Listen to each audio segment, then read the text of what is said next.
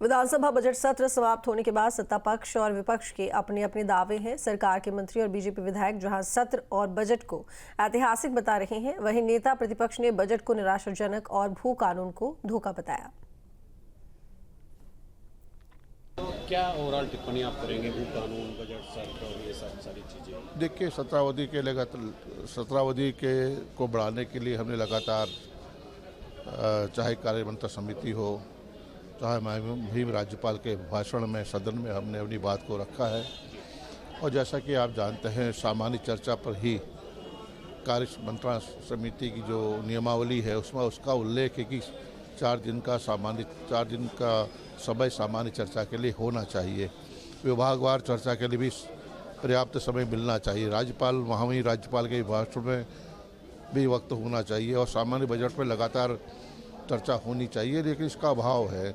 सरकार किसी इन प्रकार सदन को बाधित करना चाहती है, सत्र की अवधि को कम करना चाहती है, जो संवैधानिक परंपराएं हैं उसकी अनदेखी करना चाहती है।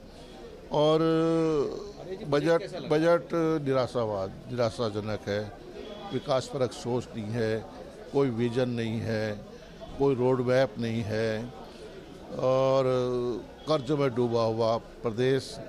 और 2000 आपको याद है कि 17-18 का जो बजट था, 35,000 करोड़ का बजट था। इन 8 वर्षों में 1 लाख करोड़ का बजट आगे बढ़ गया है। ये सरकार ने जनता पर बोझ थोपा है।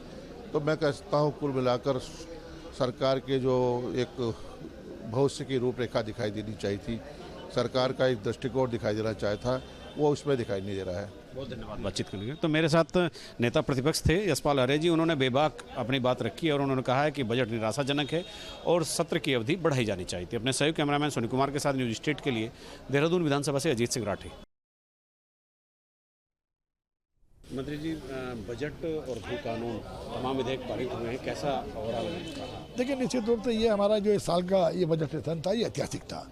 2 कारणों से ऐतिहासिक रहा। एक तो पहली बार हमारे राज्य का जो आउटले है वो 1 लाख करोड़ के ऊपर गया, और दूसरा जो जन भावनाओं के अनुरूप सरकार को भू कानून इसमें ला करके उसको पास कराया, जिसने कहीं ना कहीं, जिसमें पर्वतीय क्षेत्र में जिस तरह जमीनों की अंधाधुंध बिक्री हो रही थी और एक संस्कृति के खत्म होने का खतरा था, उस पर रोक लगाकर आने वाली जो पीढ़ियां हैं उनके भविष्य को बचाने का काम भी इस कानून के माध्यम से हुआ।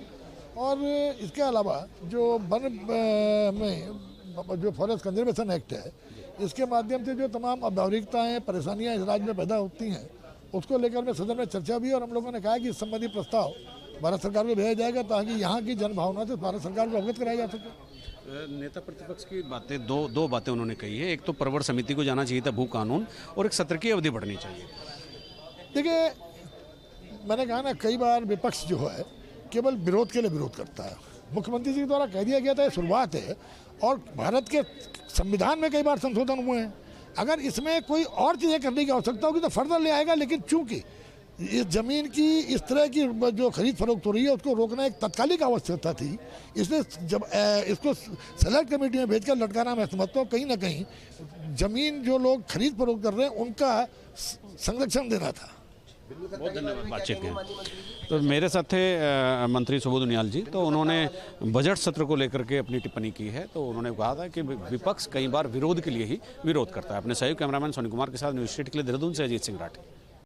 न्यूज नेशन अब व्हाट्सएप पर खबरों के ताजा अपडेट के लिए न्यूज नेशन के इस QR कोड को स्कैन करें।